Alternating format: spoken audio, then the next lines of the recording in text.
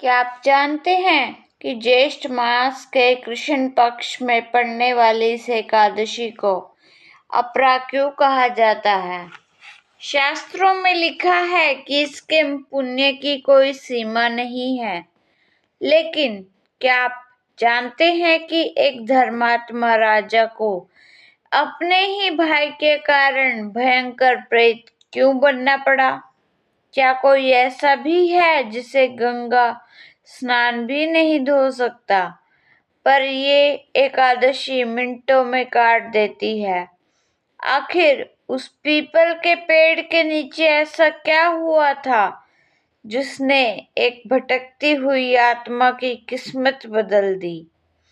चलिए जानते हैं राजा महिषीध्वज की वो रोंगटे खड़े कर देने वाली कहानी।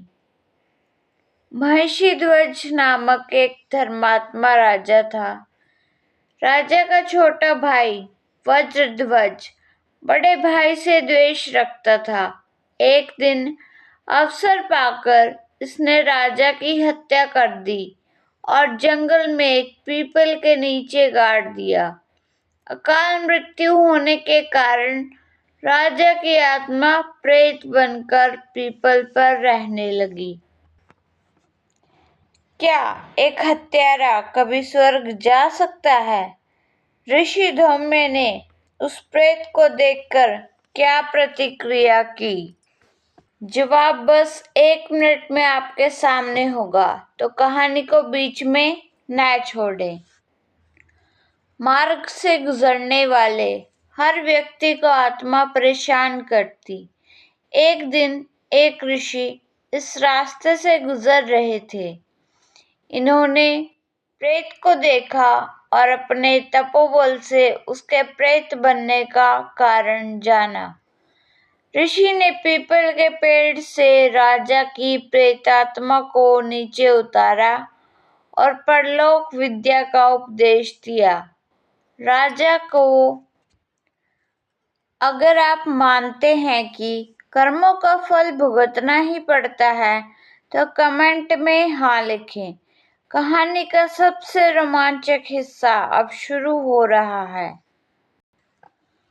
राजा को प्रेत योनि से मुक्ति दिलाने के लिए ऋषि ने स्वयं अपरा एकादशी का व्रत रखा और द्वादशी के दिन व्रत पूरा होने पर व्रत का पुण्य व्रत को दे दिया, प्रेत को दे दिया। एकादशी व्रत का पुण्य प्राप्त करके राजा प्रेत योनि से मुक्त हो गया और स्वर्ग चला गया। अपरा एकादशी के व्रत के प्रभाव से ब्रह्म हत्या, भूत योनि, दूसरे की निंदा आदि सभी पाप नष्ट हो जाते हैं। इसके व्रत से पर स्त्री के साथ भोग करने वालों की झूठी गवाही, असत्य भाषण, झूठा वेद पढ़ना, झूठा शास्त्र बनाना, झूठा ज्योतिषी, झूठा वैद्य आदि सबसे पाप नष्ट हो जाते हैं। जो क्षत्रिय युद्ध क्षेत्र को से भाग जाए वह नरक को जाता है। जो शिष्य गुरु से विद्या ग्रहण करते हैं परंतु बाद में उसकी निंदा करते हैं, तो वह अवश्य ही नरक को जाते हैं। वह भी अपरा का व्रत करने से स्वर्ग को चले जाते हैं।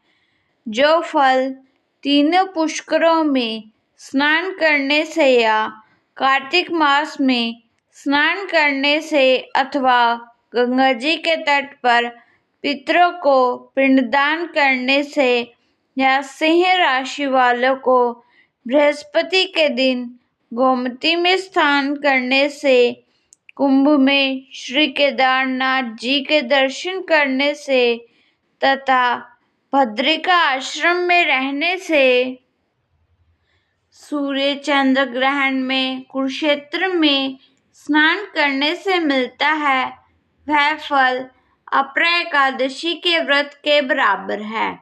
हाथी घोड़े के दान से तथा यज्ञ में स्वर्ण दान से जो फल मिलता है, हाल ही की ब्याई हुई गाय या स्वर्ण के दान का फल भी इसके फल के बराबर होता है।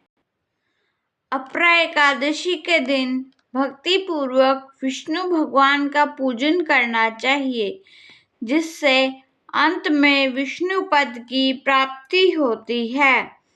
हे राजन, मैंने यह अपरा एकादशी की कथा लोकहित के लिए कही है। उसको सुनने से समस्त पाप नष्ट हो जाते हैं। तो ये थी अपरा एकादशी की महिमा, जिसने एक प्रेत को भी देवता बना दिया। आज के दिन पीले फल का दान आपके घर की दरिद्रता को जड़ से मिटा सकता है। अभी सब्सक्राइब करें और जय श्री हरि लिखकर अपनी हाजिरी लगाएं, ताकि आपको इस कहानी का फल जल्दी प्राप्त हो।